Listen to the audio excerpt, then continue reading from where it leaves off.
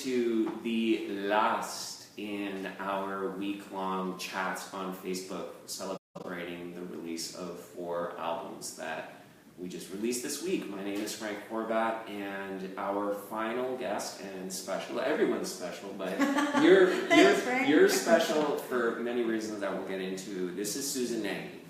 Susan Nagy is the executive director of Lakeshore Arts, longtime resident of the Lakeshore. Susan is a 21 years. Wow, very good. Yeah, she is a graphic designer by training, a graduate of Sheridan College, and has worked in the culture sector since 1981. Do you want to know how old I was in 1981? Her passion for the arts and community combined with a dynamic management style has been instrumental in the growth of Lakeshore Arts. And Susan, this is an extra special one, Susan was also the recipient of the 2012 Queen Elizabeth II Diamond Jubilee Medal. So that was a huge thing. It was a real honor. So thank you so much for doing this. It's a pleasure for me to be here. I'm a huge fan. Well, you know, maybe we should explain quickly, explain to everyone watching how we know each other.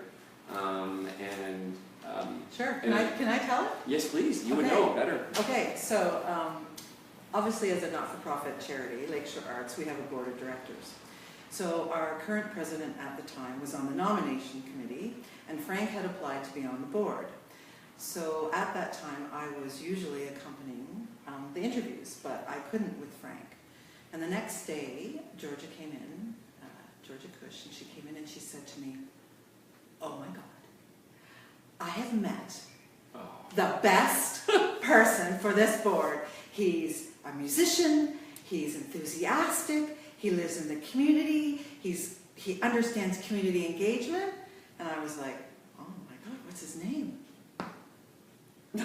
Frank Horvat. That's awesome.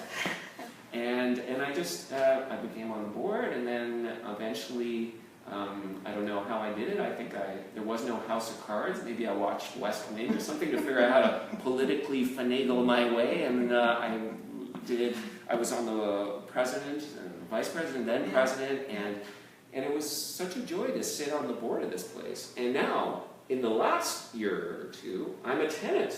Now, my teaching studio and my piano is located in the office space on Lakeshore Arts, and I think it's going well since I haven't been evicted. So that's You're good. an awesome tenant, Frank.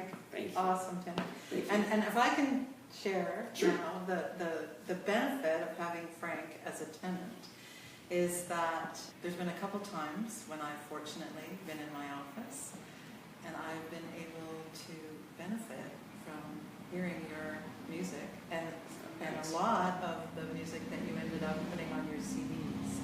Yeah. And I'm not the only person, because I know that Ashley also confessed this to you. Ashley, that yeah, she's so nice. there was times when I would be working and Frank's music is meandering down the hall into my office.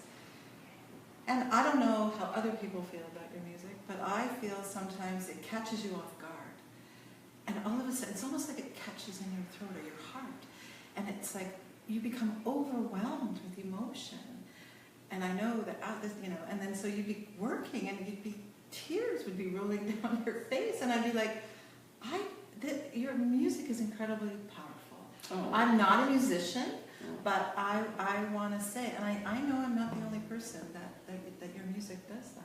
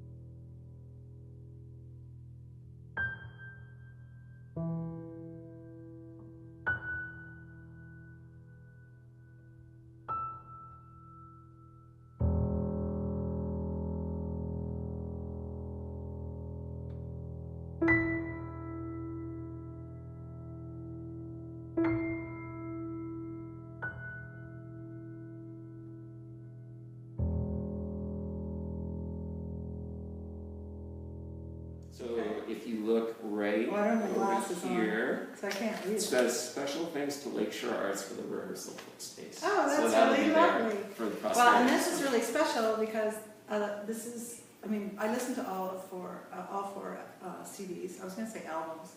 We do call them albums. Oh, do you? Yeah, we have to now, because very rarely do we do CDs anymore. Oh, okay. Yeah, so that okay, we are so switching I'm our back, music. so what's old is new. Yeah, right? we have to, yeah. So this, you haven't been.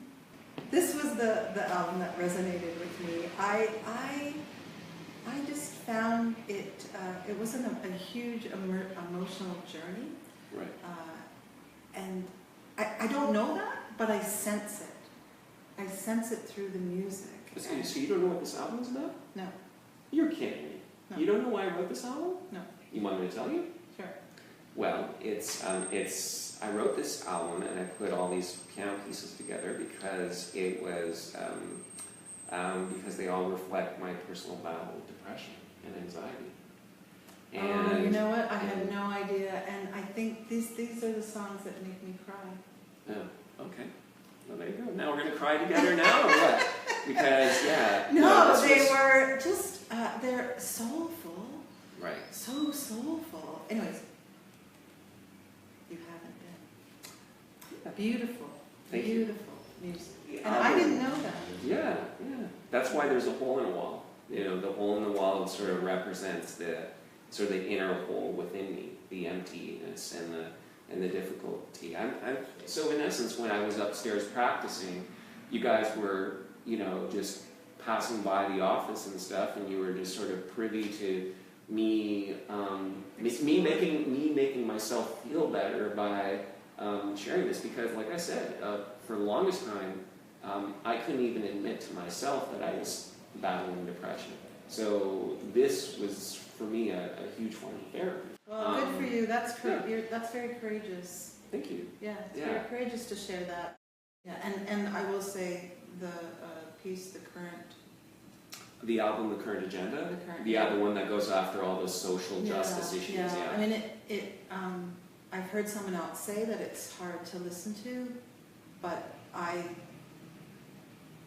agree and I disagree. Like, I think you can almost, it's like when you interviewed Lorna today, and so she's a printmaker and a painter, and that's a medium. And you said at one point, "Oh, I'm not a painter," but in some ways you are, because your brush is the note, and you if a lot of people when they listen to music, they close their eyes. I mean, I do sometimes, and your music is imagery, and I think it does create those. So that album is hard to listen to, but I think because the imagery becomes so powerful when you're listening to that music.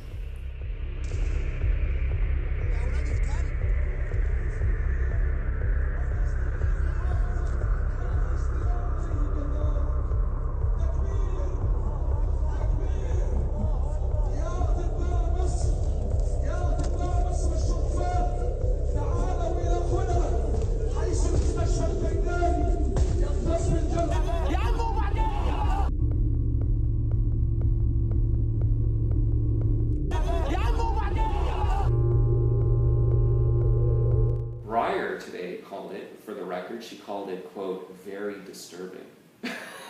So you know Briar well. So but you know what? The part of me that's good. Yeah, it's almost like, again, like I said before. Yeah, so it's like a check. I mean, I didn't write the album. I write the pieces with the the intention of like trying to create shock. Like that wasn't my thing. I was trying to tell the story. It just happens that what came out in order to tell those stories through the sound of the music comes out, some of it being very difficult to listen to. I mean, the album cover for The Current Agenda, that horrific thing of the two men screaming with fireball behind them and everything, that photo was taken in conjunction with one of the pieces on that album, 081413 Cairo, which is about the Rabat massacre that took place in Cairo back in 2013, where pro-democracy supporters were completely leveled by the army there, and the bloodshed. But you've done that with a lot of your music. I feel that you're moved by, you know, situations that you feel compelled to create music around, and I mean, and you have really strong values. I'm just thinking of one of the first concerts I saw was your Green Keys concert, where you actually performed your pieces in the dark for Earth Day. Earth Hour. Earth Hour. Yeah, that's Earth right. Hour, That was at the Assembly Hall on March 2010. So you live by your convictions, and so not a lot of people do that. Like, and a lot of us, you know, when things happen, we're like, oh, that's so horrible. What can I do? Right. And you are able to then say, well, I can do something. I can write a piece that creates a legacy around that event, good or bad, right? Because of your position within the community, and you know, you've been doing this for a little while now, where do you feel we're at right now with the appreciation of the arts with the society as a whole? What I hope one day is that become valued as like housing, like transportation, that the arts are seen as a pillar, a foundation of making a healthy and vital society. An essential service. Yes, yes, an essential component. You know, when something happens and it goes wrong, you know, they reach out to the musicians to raise money and awareness, like SARS, to bring people back into the community. You know, when people are going and planning a trip, what do they look? You know, what's the entertainment? What museum can I go see? What art gallery can I go see? Is there any festivals happening in that city? So arts are so dovetailed and integrated into city. And that's the beauty of this organization, because if it wasn't for this organization, I can't imagine how many kids in this community would not have any exposure to arts. We live in a society where there's constant cutbacks of arts programs in schools, and Lakeshore Arts is that type of organization. I think that's what really motivated me to volunteer all the years that I did with Lakeshore Arts, was because of that. I mean, I think about how lucky my private piano students are to get an artistic experience, but there's so many children within our community that will never have that opportunity because it's just not financially feasible. And if it's not like organizations like Lakeshore Arts, it's just not going to happen, because they're not getting it in school. They can't afford the private instruction or things. So this is where it's at. That's and why our programs are free and accessible. That's been really important to us. We wouldn't be sitting here, you wouldn't be doing for many years, you would have not stayed here all these many years, because you know, you were not working for not-for-profit. It's not because the big bucks are rolling in. You're here because you care and you have hope and you feel like there's a difference being made, right?